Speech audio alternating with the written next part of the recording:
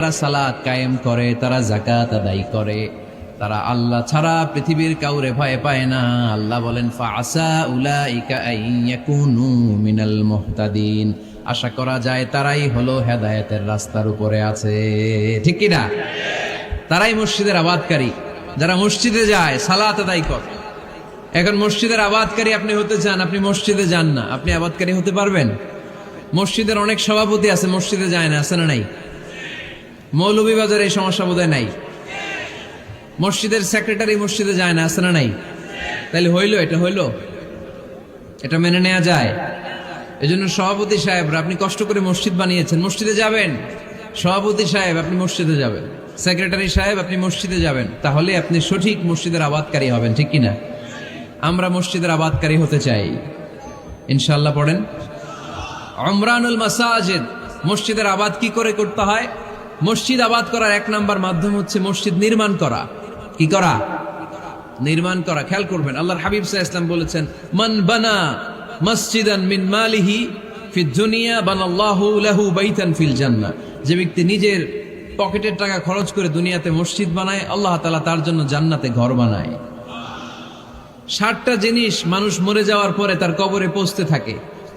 ইন্না মিম্মা ইয়ালহাকুল মুমিন মিন হাসানাতিহি বা'দা মাউতিহি। মানুষ মরে যাওয়ার পরেও যে 60টা জিনিস তার কবরে পৌঁছায়, তার মধ্যে একটা হচ্ছে মসজিদান বানাহু। সে যে মসজিদ বানিয়ে গিয়েছে, ওই মসজিদের সওয়াব। সুবহানাল্লাহ পড়েন। আপনি টাকা দিয়ে মসজিদ বানিয়ে দিলেন, ওই মসজিদে মুসল্লিরা নামাজ পড়ে, রোজাদাররা এসে ওখানে ইফতার খায়, তাহাজ্জুদ আদায়কারীরা তাহাজ্জুদ পড়ে, তাদের সওয়াবের কমতি হবে না, কিন্তু তাদের সওয়াবের একটা পার্সেন্টেজ সওয়াব যে ব্যক্তি মসজিদ বানালো তার আমলনামায় আল্লাহ ঢুকিয়ে দেয়।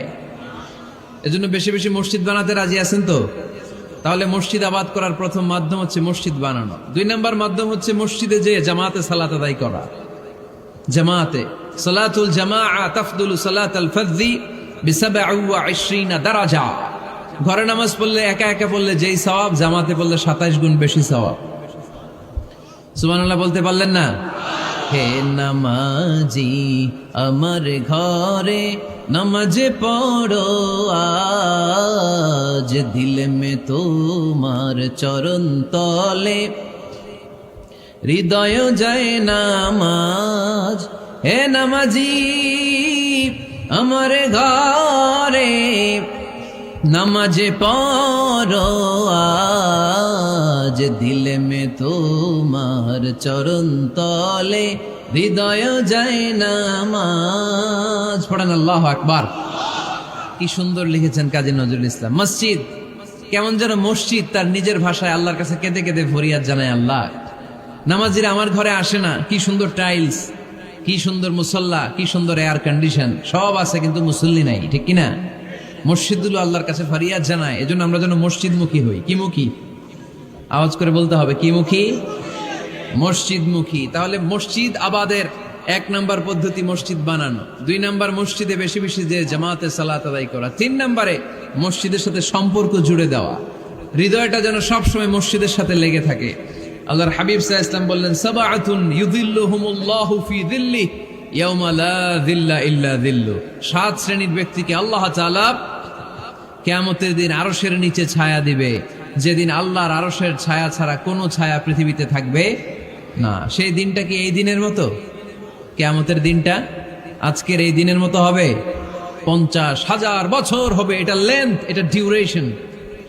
কাআন সাফসাফা লা তারা ফিহা ইওয়াজা ওয়ালা আমতা। লেভেল প্লেইং ফিল্ড, তামার জমিন। একটু কল্পনা করেন তো ওই দিনটা কত ভয়ঙ্কর। বাবা ছেলেরে চিনবে না ওই দিন, ছেলে বাবারে চিনবে না, স্ত্রী স্বামীকে চিনবে না, স্বামী স্ত্রীকে চিনবে না, পীর সাহেব মুরিদ চিনবে না, মুরিদ পীর সাহেবকে চিনবে না, নেতা কর্মীকে চিনবে না, কর্মী নেতাকে চিনবে না। হায় হায়, ইয়া নাফসি ইয়া নাফসি বলে কাঁদবে। সূর্যটা মাথার কাছে চলে আসবে, সূর্যের তাপে মাথার মগজগুলো গলে গলে নাকের ছিদ্র আর কানের ছিদ্র দিয়ে টপ টপ করে বেয়ে বেয়ে পড়বে। তৃষ্ণায় মানুষগুলো পাগল পাড়া, জিহ্বাটা বের হয়ে নাভি পর্যন্ত ঝুলতে থাকবে। সেদিন সবাই পাগলের মতো ছুটতে থাকবে, কোনো ছায়া নাই আল্লাহর আরশের ছায়া ছাড়া। আল্লাহর হাবিব বললেন, 7 শ্রেণীর ব্যক্তিকে আল্লাহ তাআলা আরশের নিচে ছায়া দিবেন। এর মধ্যে 1 শ্রেণীর ব্যক্তি, রাজুলুন কলবুহু মুআল্লাকুন বিল মাসাজিদ ওই ব্যক্তি যার হৃদয়টা সবসময় আল্লাহর মসজিদের সাথে লেগে থাকে। মসজিদের সাথে যার হৃদয় লেগে থাকে তাকে আরশের নিচে ছায়া দিবে কে? এজন্য মসজিদের সাথে যেন আমাদের হৃদয়গুলো লেগে থাকে। অনেকেই দেখবেন এত ভালো নামাজে, জোহর পরে টেনশন করে আসরটা কই পড়বো, আসর পরে চিন্তা করে মাগরিবের সময় আমি কোথায় থাকবো, মাগরিবের সময় টেনশন, ইস এশাটা হয়ে গেলেই তো শেষ। এরকম লোক আছে না নাই? এদেরকে সেই কঠিন ভয়াবহ দিনে আরশের নিচে ছায়া দিবে কে? তারপরে মসজিদ আমাদের 4 নাম্বার পদ্ধতি, মসজিদকে পরিচ্ছন্ন রাখা, মসজিদকে ঝাড়ু দেয়া। মসজিদকে যারা পরিষ্কার করে তাদের হৃদয়ের যন্ত্রণা দূর করে দেয় কে? সাইয়েদনা ইব্রাহিম আলাইহিস সালাম এবং ইসমাঈল আলাইহিস সালামকে আল্লাহ তাআলা আদেশ করেছেন, তাহহিরা বাইতিয়া লিত-তাইফিনা ওয়াল আকিফিনা ওয়ার রুকআই সুজুদ।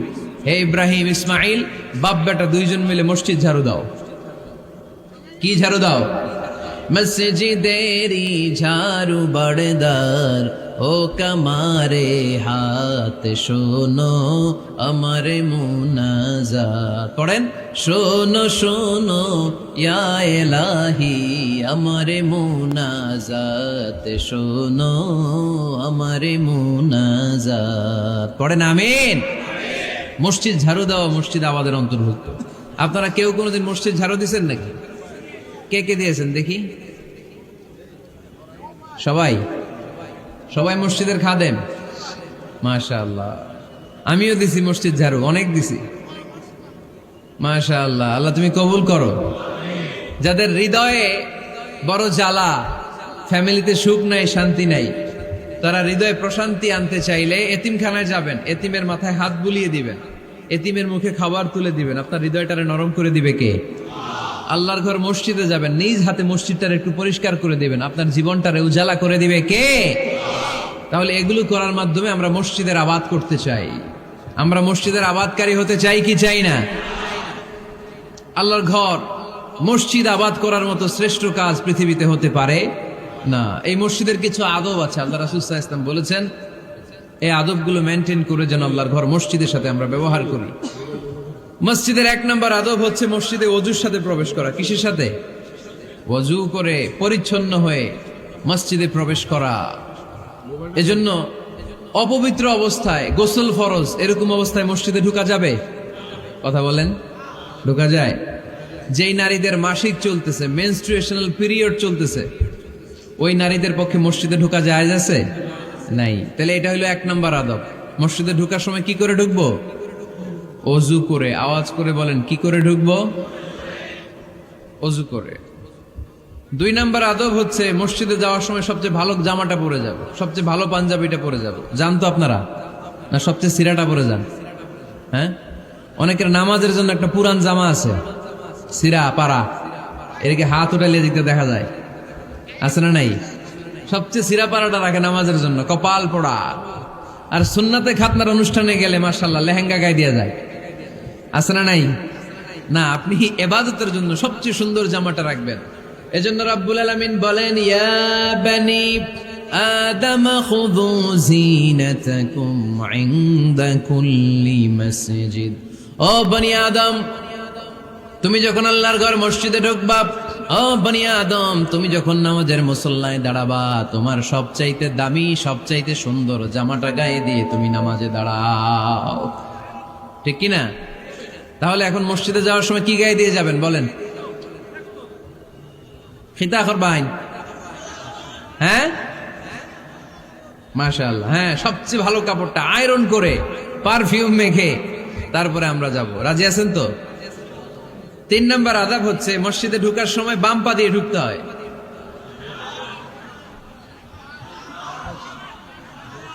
কোন পা?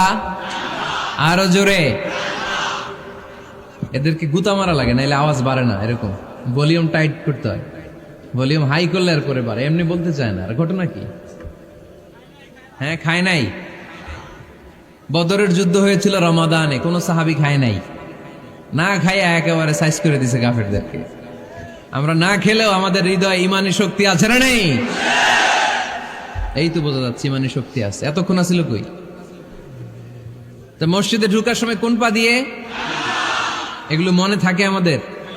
ভুলা যাই আমরা, খেয়াল থাকে না তো এগুলা। এত কিছু মনের মধ্যে রাখলে এগুলো মনে থাকবে কেমনে? মসজিদে ঢুকার সময় কোন পা? আরো জোরে। বেরোয়ার সময় কোন পা? মনে থাকবে?